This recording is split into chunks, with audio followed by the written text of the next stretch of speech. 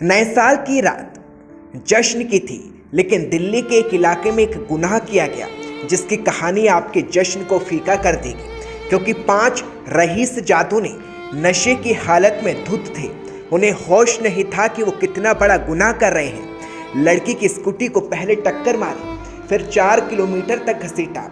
लड़की के जिस्म के कपड़े उतर गए और फिर रईस जादू ने लड़की के शव को छोड़कर चले गए। ये सभी तस्वीर उस वक्त दिखी थी जब दिल्ली नए साल के जश्न में डूबी थी। तब एक बेटी को दिल्ली के सड़क पर नग्न अवस्था में बेसुध छोड़ दिया गया। बिना कपड़ों के बेजान शरीर के साथ 5 रईस जादू ने दिल्ली की एक बेटी को कार से घसीट कर मार डाला। जोश में होश खोया, लड़की की स्कूटी को पहले कार से टक्कर मारी, फिर रईस जादू ने लड़की को 4 किलोमीटर तक घसीटा। पहले कपड़े फटे और फिर जिस्म पूरी तरह से छलनी हो गया। इस कहानी का मंजर जितना डराने वाला है, उतना ही डराने वाला सीसीटीवी भी हम आपको दिखाते हैं, जहां कार के आगे एक बेटी को घसीटा गया, लेकिन वहां ना कोई पीसीआर थी, ना ही पुलिस की मौजूदगी। ये डराने वाली तस्वीर है क्योंकि 5 रईस जादू ने लड़की के जिस्म को छलनी किया और फिर जब उन्हें एहसास हुआ तो लड़की को सड़क पर छोड़कर चले गए। परिवार में अकेली कमाने वाली लड़की शादी और इवेंट में फूल फेंकने का काम करती थी और अकेली घर को चलाती थी। देर रात वो कार्यक्रम के बाद स्कूटी से अमर विहार के घर जा रही थी, लेकिन क्या पता था कि 5 रईस जादे नशे में टुल होंगे और इस बेटी की जान ले लेंगे। शनिवार की रात 3:24 पर रोहिणी जिले के कंझावला थाने को सूचना मिली कि एक ग्रे कलर की बलेनो कार में एक शव लटका है।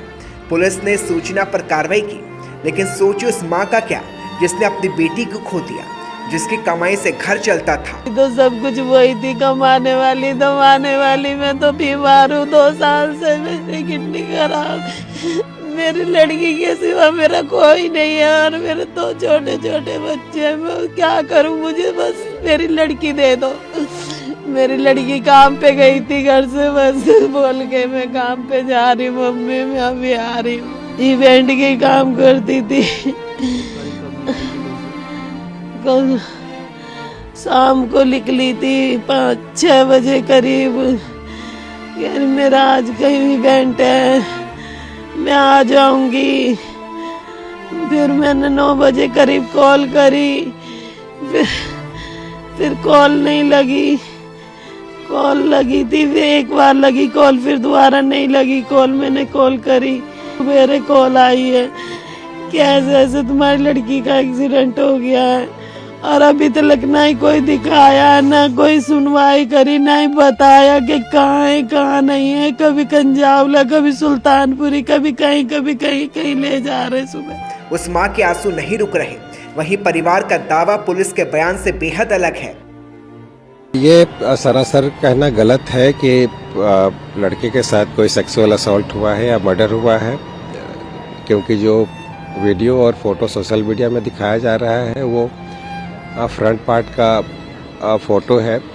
जो बैक पार्ट का फोटो हमारे पास है और वो शायद आप देख भी नहीं पाएंगे, जो इतने क्षत-विक्षत हालत में है, जहाँ पे बैक के रिब बोन्स भी, स्कल के बैक पोर्शन भी घसीट जाने की वजह से बिल्कुल ख़त्म हो चुके हैं। ऐसे में शरीर पे कपड़ा बना रहे, इसकी संभावना बहुत कम होती है। और जो बॉडी हमने रिकवर की, वहाँ पे कपड़ा उनका फटा हुआ था, पैर में लिपटा हुआ था, लेकिन सोशल मीडिया पे इसको गलत तरीके से प्रोजेक्ट किया गया है।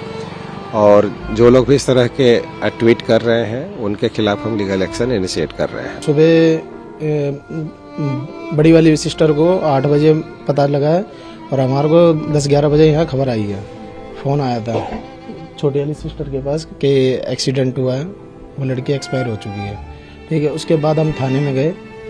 थाने में जाके बस डीसीपी साहब भी थे, एसीपी साहब भी थे। उन्होंने बोला छानबीन हो रही है। उस टाइम मौका वारदात पे 2 लड़के पकड़े हुए थे। बलिनो से एक्सीडेंट हुआ था, जिसमें कि बता रहे हैं कि 8 से 10 किलोमीटर की रेंज में उस लड़की को रगड़ा है। स्कूटी कहीं मिली है और बॉडी कहीं मिली है। ठीक है, उसके बावजूद वो लड़की जाती थी इवेंट करने के लिए। छोटा मोटा उसके पिताजी भी नहीं है। ठीक है, हमारे जीजा और घर में कमाने वाला कोई व्यक्ति नहीं है। ये छोटे छोटे भाई बहन हैं। ठीक है, जिनका वो अपने घर में चलाने वाले, घर को परिवार को चलाने वाली एक वही लड़की थी। और ये जानबूझ के सरासर ये एक्सीडेंट नहीं है, उस लड़की को अकेले देख के उसके साथ कुछ ना कुछ वारदात हुई है, कुछ ना कुछ उसके साथ घटना हुई है, जिसके कारण बॉडी अलग है और स्कूटी अलग है। इसकी हम चाहते हैं छानबीन सख्त से सख्त की जाए। इन बच्चों का गुजार बसर कौन करेगा? हम सरकार से ये चाहते हैं कि इनका भी कुछ देखो। छोटे छोटे भाई बहन हैं, अकेली लड़की थी, उनके हस्बैंड भी नहीं है, वो खुद बीमार रहती है। कभी वो लड़की कहीं से वेलकम, कभी कहीं से इवेंट करके अपना गुजारा करती थी। घर में कोई आदमी नहीं है कमाने वाला। क्योंकि परिवार ने रेप के बाद हत्या का आरोप लगाया है, क्योंकि उनके बेटे के शरीर पर एक भी कपड़ा नहीं था। पूरी घटना का वीडियो आपको दंग कर देगा। लेकिन दिल्ली महिला आयोग के अध्यक्ष स्वाति मालीवाल ने दिल्ली पुलिस से 5 सवाल पूछे हैं, वो हम आपको सुनाते हैं। मेरे दिल्ली पुलिस से कुछ सवाल हैं कंझावला केस के बारे में। सबसे पहले तो दिल्ली पुलिस ये बताए कि लड़की के साथ यौन शोषण हुआ था या नहीं। कहीं ऐसा तो नहीं कि लड़की जा रही थी, कुछ लड़कों ने उसको छेड़ने की कोशिश करी, जब लड़की ने प्रोटेस्ट किया तो उसका ये हाल किया गया। दूसरा वो ये बताएं कि कितने किलोमीटर तक लड़की को घसीटा गया। तीसरा मुझे ये बताएं कि क्या इतने किलोमीटर तक कोई पीसीआर वैन खड़ी नहीं थी, कोई चेक पोस्ट नहीं था जिन्होंने उन आदमियों को रोकने की कोशिश करी हो। चौथा वो ये बताएं कि क्या कार्यवाही करी गई, जैसे ही जब कॉल आई पहली पीसीआर के ऊपर तो क्या एक्शन लिया गया, उस गाड़ी को ढूंढने के लिए, उस गाड़ी तक पहुंचने के लिए दिल्ली पुलिस ने क्या क्या कार्यवाही करी। पांचवा वो ये बताएं कि ये जो लोग अरेस्ट हुए हैं क्या इनके ऊपर पहले भी कोई मुकदमे चल रहे थे। ये सारे के सारे सवाल बहुत जरूरी हैं, जो दिल्ली पुलिस को हमने समन्स इशू करे हैं, उनको हमारे सामने पेश होना है और इन सब सवालों का मुझे जवाब देना है। कब तक ऐसा होता रहेगा? कब तक हमारी लड़कियों को मारा जाएगा और ये सिस्टम सोता रहेगा? ये केस पूरी इंसानियत को शर्मसार करने वाला केस है और बहुत ही ज्यादा भयानक केस है, जो कि नई दिल्ली में, जो कि देश की राजधानी है, वहां पे करा गया और वो भी न्यू ईयर्स ईव पे करा गया।